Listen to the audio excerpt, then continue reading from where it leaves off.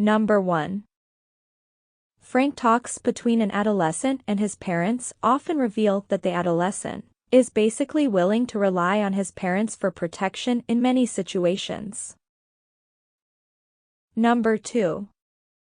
On the ability of individuals to learn to live in harmony with others depends the future of mankind and the world. Number 3. Among topics we discussed over lunch was the regrettable habit film directors then had of altering the plot of a novel to suit themselves, to the extent even of changing a sad ending into a happy one. Number 4. The scientist and the theologian approach the deep questions of existence from utterly different starting points. Science is based on careful observation and experiment, enabling theories to be constructed which connect different experiences. Regularities in the workings of nature are sought which hopefully reveal the fundamental laws that govern the behavior of matter and forces. Central to this approach is the willingness of the scientist to abandon a theory if evidence is produced against it. Number 5. And since the kings were more likely than the farmers to influence world events and to have biographies written about them, what we know of history has been largely shaped by the careers of famous men. Number 6. I do not consider that making no mistake is a blessing. I have erred once, but I shall not make the same mistake again. Nothing is gained by wasting time in regretting mistakes. It much better to employ that time in analyzing and correcting what is wrong. The greatness of man does not lie in his being faultless. Error is sometimes inevitable. The real virtue of man lies in recognizing that faults can be set right and in striving to correct them. Number 7. To write about human aggression is a difficult task because the term is used in so many different senses. Aggression is one of those words which everyone knows, but which are nevertheless hard to define. One difficulty is that there is no clear dividing line between those forms of aggression which we all deplore and those which we must not disown, if we are to survive. Number 8. Yet it is a very plain and elementary truth that the life, the fortune, and the happiness of every one of us, and more or less, of those who are connected with us, do depend upon our knowing something of the rules of a game infinitely more difficult and complicated than chess. Number 9. It might be said that every dictionary is the dictionary of a dead language. No matter how fast and how thorough a dictionary maker may be, by the time he has gathered his words, written descriptions of them, and published his book, old words will have changed and new ones will have come into being. Number 10. Earlier studies suggested that the link was proved. More recent research suggests that the damage is more subtle. Teenagers do not see a murder on TV and feel encouraged to knife someone as a direct result. Number 11. To form a society, individuals must be related in a certain manner. For instance, if people do not communicate with each other, if they are perpetually in aggressive physical combat, if they do not cooperate with each other, and do so routinely over a period of time, then their interactions are not social and they don't constitute a society. Number 12. The fact that animals lose their knowledge of things as time goes by, and consequently their interest in them, accounts for their absurd behavior in many situations. They constantly interrupt one line of action to do something else, and they may come back to the first activity or forget it altogether. Human beings, on the other hand, thanks to language, are able to pursue one purpose or to act in relation to a principle or to an ideal over long periods of time. Number 13. Without language, man would communicate only simple thoughts, ideas, and experiences. But with language, he can talk to other men and he can put his talk into writing for other men to read. By these means he can make known to others all of his thoughts, ideas, feelings, and experiences. Number 14. However, I feel that the teacher's role is more fundamental than the critic's. It comes down ultimately, I think, to the fact that his first obligation is to the truth of the subject he is teaching, and that for the reading of literature ever to become a habit and a pleasure, it must first be a discipline. Number 15. Popular music can be said to comprise all the various kinds of music that might not be considered under the general heading of serious or classical music. The division between the two worlds has always been fairly clearly defined, with those active in one sphere rarely trespassing in the other, and never more so than today, when, instead of the distinction being based on fluctuating artistic taste, it is fairly firmly based on economic considerations. Number 16. The first great change in their lifestyle came when, instead of hunting and gathering animals and plants, they brought them together and looked after them in a single location. This eliminated the element of danger present in hunting and reduced the probability of starvation, as there was no longer the possibility of returning empty-handed from a foraging expedition. It was the beginning of agriculture. Number 17. Where do the pollutants come from? There are two main sources, sewage and industrial waste. As more detergent is used in the home, so more of it is finally discharged with the sewage into our rivers, lakes, and seas. Detergent harms water birds by dissolving the natural fatty substances which keep their feathers waterproof. Sewage itself, if it is not properly treated, pollutes the water and prevents all forms of life in rivers and the sea from receiving the oxygen they need. Number 18. Even when the sexism is not built into the grammar and usage, as it is in French and English, the speech community often regards masculine values as the norm. Successive generations unconsciously absorb sexism in language because each speech community conveys to its children both a way to construct grammatical sentences and a value system for the use of its language. Number 19. It is not uncommon for strained relationships to develop between an adolescent and his parents. In his great eagerness to achieve adult status, the young person may resent any restrictions placed upon him. Oftentimes he is not willing to admit, even to himself, that he has doubts and fears about taking on adult responsibilities and freedom. The adolescent may say that his parents are over-anxious and overprotective, whereas, though not aware of it, he is projecting his own anxiety into them. Number 20. Although the city dwellers dealing with people whom he doesn't know very well gives him, on the one hand, a certain degree of freedom that he would not have if he were dealing with family and friends in a small town, he loses, on the other hand, the sense of security that comes from living in a close-knit community. Number 21. The assertion that mathematics has been a major force in the molding of modern culture, as well as a vital element of that culture, appears to many people incredible, or at best, an extreme exaggeration. This disbelief is quite understandable and results from a very common but mistaken conception of what mathematics really is. Number 22.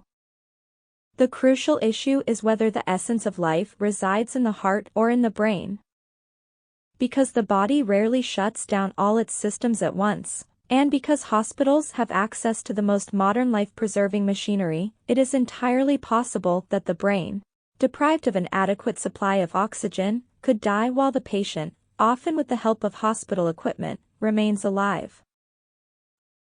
Number 23. In the world of nature there are always compensations. As a country lad, I became familiar at an early age with the farming maxim that there is never a year when every crop succeeds, nor when every crop fails. In recent years a farming elite and its advisors have started to assume otherwise. They have been convincing themselves that if they prepare their plans according to the latest scientific knowledge, and put them efficiently into practice, success is assured. Number 24. The social experiences and values of the old and the young have always been in conflict. If younger people did not question the advice and beliefs of their parents, little change of progress would ever occur. But with the accelerating speed of change in modern times, the conflicts between members of different generations, or between those people anxious to adjust to change and those less inclined to do so, were in danger of becoming more harmful than helpful. Furthermore, the very phrase by which these conflicts are described, the generation gap, was becoming out of date. Number 25. By reason of the fact that educated English is thus accorded implicit social and political sanction, it comes to be referred to as Standard English. And provided we remember that this does not mean an English that has been formally standardized by official action, as weights and measures are standardized, the term is useful and appropriate. Number 26. There is general apathy to if not positive distrust of science itself as a search for truth, for, to the ordinary American, science is identified with mechanical inventions. Ask an American to name the greatest scientist of this country and he will very likely reply, Edison. As a nation, we respect only the practical application of science and have regard for the efforts of inventors and promoters, rather than those of the scientific discoverers. Number 27. Today, we do not expect our children to work either at home or in a factory. They contribute nothing to the economic well-being of the family. They are freer than they have ever been before simply to be children. We see them as the center of the family, around which the rest of life revolves. We protect them from responsibilities which were forced on earlier generations. Number 28.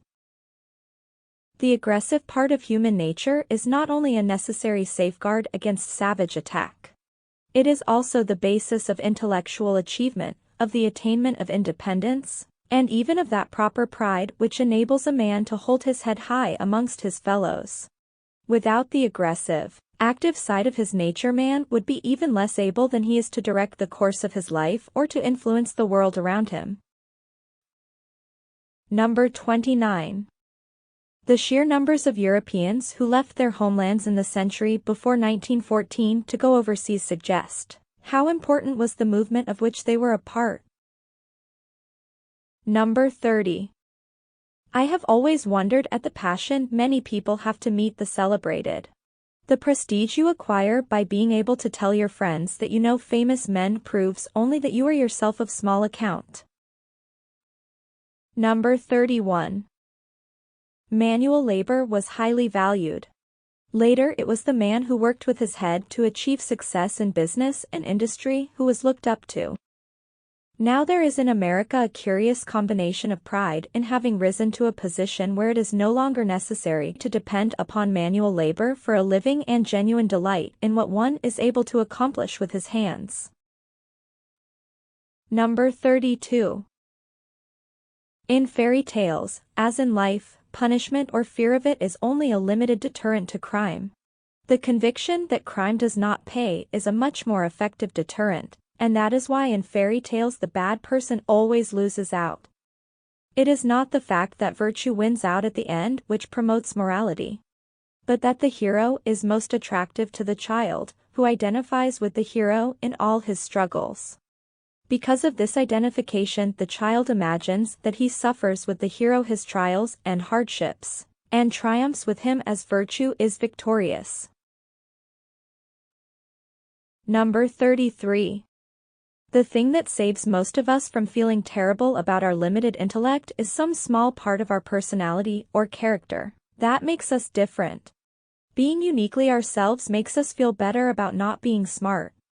It's those little differences we have that keep us from committing suicide when we realize, early in life, that a lot of people have more brains than we have. Number 34. A puppy raised apart from other dogs will know how to bark when he gets old enough, but the few children we know of who grew up without human contact grew up almost mute.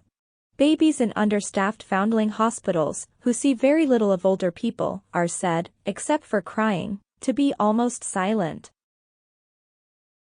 Number 35. Most of our knowledge, acquired from parents, friends, schools, newspapers, books, conversation, speeches, and radio, is received verbally. All our knowledge of history, for example, comes to us only in words. The only proof we have that the Battle of Waterloo ever took place is that we have had reports to that effect. Number 36. The process of learning has gone on since man first existed, and his ideas about it have been expressed in proverbial form. You must learn to walk before you can run, recognizes that there are stages in learning which must be taken in the right order if success is to be achieved. Number 37. Foreign language instruction should come early in the educational process, basically at the elementary level. This is because it can serve as a fundamental shaper of the child's perception of the world. It can help him accept the fact that there is much in the world that differs greatly from what he sees around him, and to which he must learn to adapt himself. Number 38. Today the scale of Western European pet keeping is undoubtedly unique in human history. It reflects the tendency of modern men and women to withdraw into their own small family unit for their greatest emotional satisfactions. The fact that so many people feel it necessary to maintain a pet for the sake of emotional completeness tells us something about the present-day society in which we live. Number 39. The door, as the main point of entry into a house, has always had a place of particular importance in superstition. And the positioning over the porch of statue and good luck symbols, such as the famous horseshoe which must, of course, have the points upwards, has been specifically to keep out bad elements either human or supernatural. Number 40.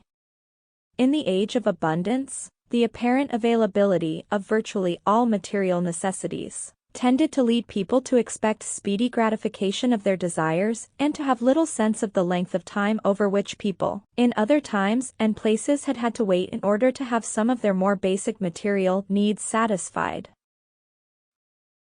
Number 41. Thus I learned from life itself. At the beginning I was only a little mass of possibilities. It was my teacher who unfolded and developed them. When she came, everything about me breathed of love and joy and was full of meaning. She has never since let pass an opportunity to point out the beauty that is in everything, nor has she ceased trying in thought and action and example to make my life sweet and useful. Number 42. Men can communicate, so can the other animals. But men can communicate across the barriers of time and space, while the other animals cannot. For man alone holds the secret of the greatest of all inventions, the written word. Beside this, the telephone, the radio, the television are the toys of children. Only recently, in fact, have men conquered, by means of the spoken word, any space larger than that over which the natural voice will carry, whereas down through the long course of history, writing has been of inestimable service in bringing men and nations closer together. We should know little enough, indeed, of that very history if we had to rely on oral tradition alone. Number 43. In my experience, the problem of what to do in life was not made any easier by those who were in charge of my education. Looking back, it seems most odd that never once in all the years that I was at school was there any general discussion about careers. Number 44. Historians have described how life periods became demarcated in Western societies over the past centuries. Only with industrialization and the appearance of a middle class and formally organized schools did childhood become a clearly definable period of time. Number 45. So important is the role of the environment that talking of an innate tendency to be aggressive makes little sense for animals, let alone for humans. It is as if we were to assert that because there can be no fires without oxygen, and because the earth is blanketed by oxygen, it is in the nature of our planet for buildings to burn down. Number 46.